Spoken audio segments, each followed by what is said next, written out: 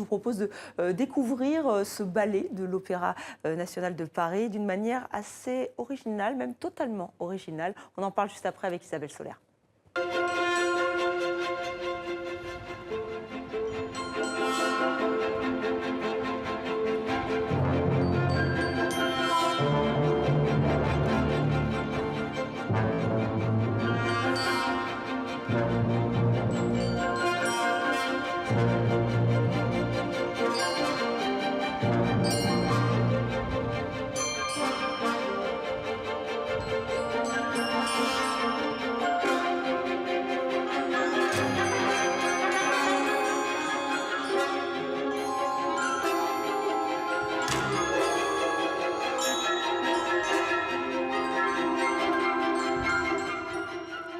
Bonsoir Isabelle. Bonsoir Estelle. Mais dites-moi, c'est incroyable ce film.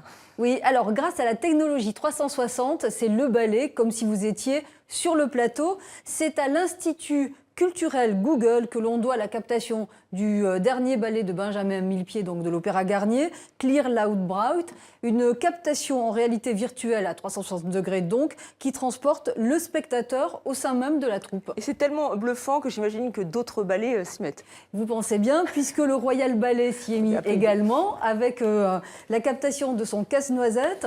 Alors Google a décidé de capturer ces œuvres éphémères pour les générations futures. Et grâce à cette technologie, le géant américain ouvre au plus grand nombre 60 instituts culturels à travers le monde. Alors on déplore souvent que les ballets classiques soient un peu réservés à une certaine élite. Et on apprend que pour la première fois, une danseuse noire va interpréter Casse-Noisette. C'est une première ? C'est une première et c'est Michaela De Prince. Elle a été choisie par l'Opéra national de Hollande pour interpréter Clara, le rôle principal féminin du ballet donc, de Tchaïkovski, Casse-Noisette. La première répétition est le 28 décembre, donc exactement dans 2 jours. Et cette jeune ballerine, enfin cette magnifique ballerine, a une histoire assez extraordinaire. Oui, on peut dire que le chemin pour Michaela De Prince n'a pas été facile. Donc c'est une jeune sierra-léonaise. Elle a connu l'enfer de la guerre civile de son pays. Elle y a perdu toute sa famille. Elle souffre également de vitiligo, on ne le voit pas très bien ici, qui dépimente sa peau au niveau de son cou. Donc elle était orpheline, elle a été adoptée par une famille américaine et à force de persévérance, son rêve est devenu réalité. Elle devient donc danseuse étoile. Et ça commence à bouger aussi un tout petit peu à l'Opéra de Paris puisque c'est pour la première fois une jeune femme métisse là, à interpréter le rôle de la fille mal gardée. C'est encore très très lent. C'est très très lent, mais ça vient doucement. Ouais. Alors on connaissait, maintenant on va parler de photographie, Capa, le maître du photojournalisme en noir et blanc, et maintenant il va falloir le regarder en couleur. Oui, et je dirais même en technicolor, parce que vous allez voir, le musée de Tours consacre aux photojournalistes cette exposition et elle permet, cette expo, de découvrir une autre facette de son talent.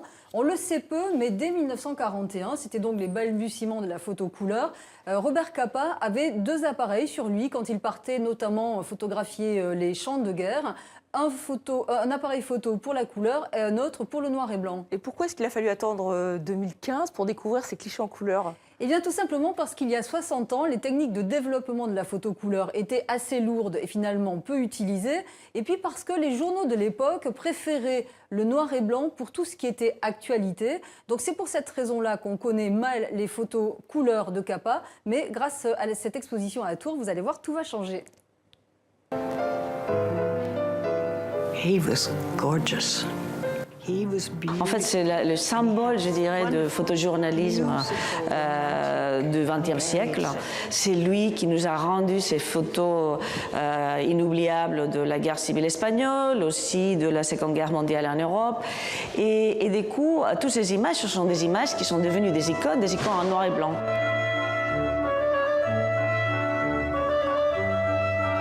La couleur aux années 40, c'était comme une sorte de procédure qui était beaucoup plus acceptée pour de sujets rayonnants sur la fête, les people, et que effectivement pour la guerre, pour les événements graves, on préférait plutôt le noir et blanc.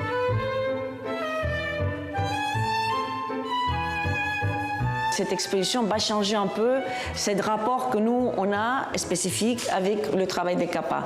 Parce que le travail des CAPA, il est devenu voilà, comme un sort de lieu commun pour le photojournalisme du XXe siècle.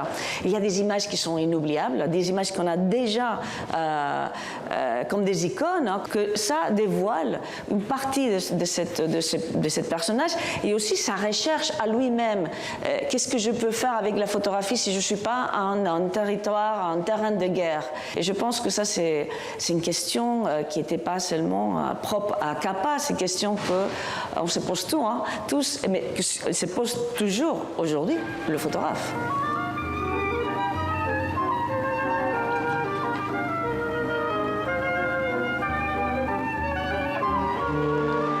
Merci Isabelle. Au revoir Estelle.